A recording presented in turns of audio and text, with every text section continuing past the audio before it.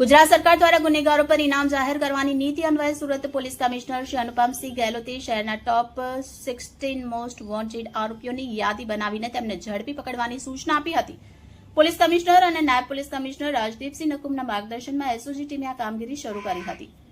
એસઓજીના PI AP ચૌધરીએ ટોપ 16 આરોપીઓની વિગતવાર માહિતી એકત્રિત કરી અને તેમના મૂળ વતન અને સંબંધીઓની તપાસ કરી. આ માહિતીના વિશ્લેષણ બાદ આરોપીઓને ઝડપી પકડવા માટે વિવિધ ટીમ બનાવી. આ પ્રક્રિયા દરમિયાન એસઓજીના હેડ કોન્સ્ટેબલ રામજીભાઈ મોહનભાઈને મળેલ માહિતી અનુસાર ઉમરા પોલીસ સ્ટેશન આરોપી રાજસ્થાનથી ભાગી કર્ણાટકના ઉડુપી શહેરમાં મજૂરી કરી રહ્યો છે. આ માહિતીની પુષ્ટિ થતા પીઆઈએપી ચૌધરીએ ASI Prakashchandra Dalsukhram, head constable Ramjibhai Mohanbhai અને હેડ કોન્સ્ટેબલ અસલમ ઇદ્રીસની ટીમને ઉડુપી મોકલી હતી. ટીમને તપાસ દરમિયાન જાણવા મળ્યું કે આરોપીએ ઉત્તર કન્નડમાં કોરાવર સમાજની એક યુવતી સાથે લગ્ન કરી પોતાનું નામ બદલી નિર્મલ કેસરી મલજી કોરાવર રાખ્યું અને ઉડુપીના દરિયા કિનારે મજૂરી કરતો હતો. પોલીસ ટીમે સ્થાનિક વેપારીનો વેશ ધારણ કરી તપાસ કરી અને આરોપી પર નજર રાખી. ખાતરી થતા આરોપી નરેશ કેસરી મલજી રાવલની ધરપકડ કરવામાં આવી. આરોપીને સુરત લાવી પૂછતાછ કરવામાં આવી. તેણે કબૂલ્યું કે 2007માં ફરિયાદી અશોકભાઈ સવાણીના ઘરે ડ્રાઈવર તરીકે નોકરી કરી હતી. ફરિયાદી અને તેમની પત્ની એકલા રહેતા હોવાથી અને ઘરમાં કિંમતી સામાન હોવાથી જાણકારી મેળવી તેણે તેના બે મિત્ર રવિ પાંડે અને વિજય ગુપ્તાને સાથે મળી યોજના બનાવી. ત્રણેય આરોપીઓએ ફરિયાદીના બંગલામાં ઘૂસી વોચમેનની હત્યા કરી.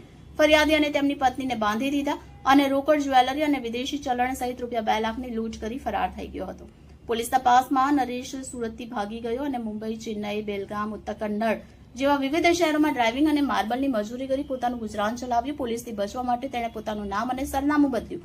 આરોપી વિરુદ્ધ કાયદેસર કાર્યવાહી કરી તેને ઉમરા પોલીસ સ્ટેશન સોંપવામાં આવ્યો છે. એક જે આરોપી છે જેના ઉપર 45,000નું ઇનામ જાહેર કરવામાં આવ્યું છે એવા આરોપીને ગત રોજ ઝડપેલ છે. આરોપીનું નામ છે નરેશ કેસરીમલ રાવલ, ઉંમર વર્ષ 40, કે જે મૂળ રાજસ્થાનનો રહેવાસી હતો અને 2007ની અંદર જ્યારે સુરત રહેતો હતો ત્યારે ડ્રાઈવર તરીકે નોકરી કરતો હતો અને ત્યારે એણે બીજા લોકો સાથે મળી અને એક સિક્યુરિટી ગાર્ડની મર્ડર કરેલું અને લૂંટ ચલાવેલી. ત્યારબાદ એ નાસ્તો કરતો હતો. પહેલાં મુંબઈ ગયેલો, ત્યારબાદ ચેન્નઈ ગયેલો અને બેલગામ એમ ફરતા ફરતા એસઓજીની ટીમને માહિતી મળી કે આ વ્યક્તિ જે છે એ કર્ણાટકના ઉડુપીમાં રહે છે, નામ બદલીને રહે છે.